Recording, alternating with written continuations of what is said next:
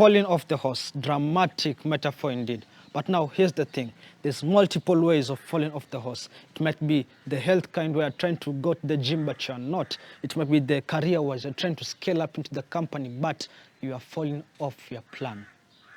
But now, here's the thing.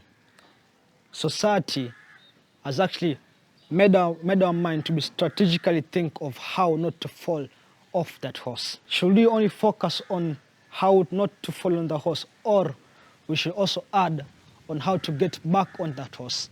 Because let me tell you something. Think of this.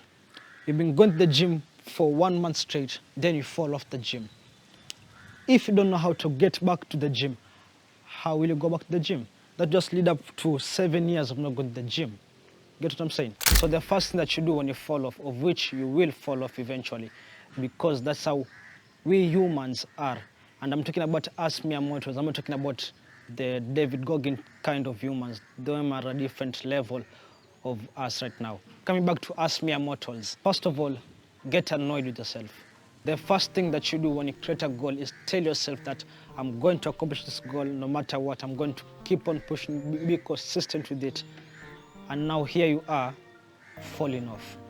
So that's the first thing that you do. Get annoyed with yourself. Be angry with yourself. The moment that you get annoyed with yourself and get angry with yourself and fuel yourself with this type of anger, to tell yourself, why did I fall off? And come back to the conclusion of the reasons of why I fall off.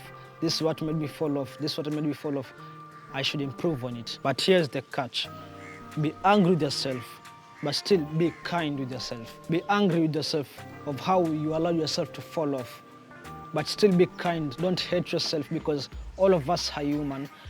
Pick yourself up and go for how you're going to get back on that horse. Now, number 2 of what I find that is actually important in your life when you're falling off is actually surround yourself with friends who actually know what your goals are. Like just some days ago, I haven't been posting on YouTube for a while right now. Is it 1 month, 2 months? One of my friends saw that. Big buddy of mine called Thomas called me and said, hey, man, is everything okay? Why aren't you posting? I haven't seen your videos for a while on YouTube. Like, what's up? Now here I was talking about I've been working, going to the job, getting tired, I haven't got the time, what. Yes, those are good reasons, but the people out there who have more on their plate and still giving out good quality content out there. And now here I am giving excuses of why I haven't been posting. Now, friends like those make you remind yourself of your goal, make you pull back, say, oh, yeah. I've got to get back on that wagon and keep on pushing it. I advise yourself to get a friend who knows what your goals are, that align yourself with the same goal. There's a crow right now making noise right here. I don't know why. It's in the camera under. Anyway, forget about that. So, number 3 is you have to accept that you are not perfect. We are not perfect. There's no being on earth who is perfect. We are actually flawed, emotional wrecks of creatures out there. Now with this, I actually tend to bring myself into the thinking of, I'm Batman.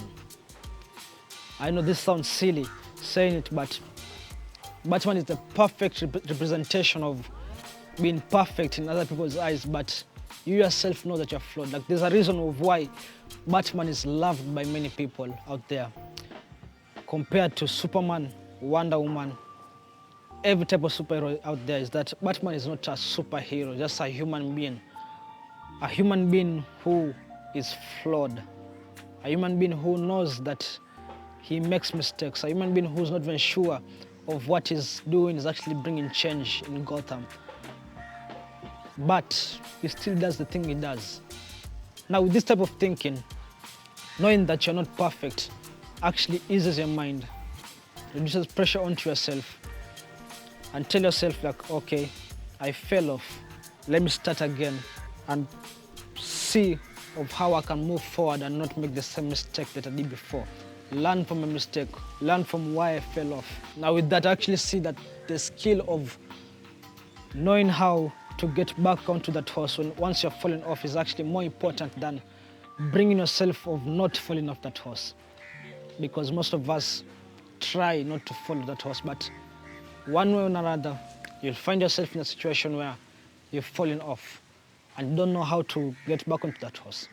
But now, I hope that my information helps you to get back onto that wagon, get back onto that horse, get back onto that thoroughbred and ride for the sunset, ride for the dream, and make sure that you look good while doing it. And with that, that marks the end of this video. I hope that makes sense, bro. And I'll make sure that I'll talk to all of you all in the next video. And if I don't, I'll be mad, bro. Peace. New video right here. Check it out.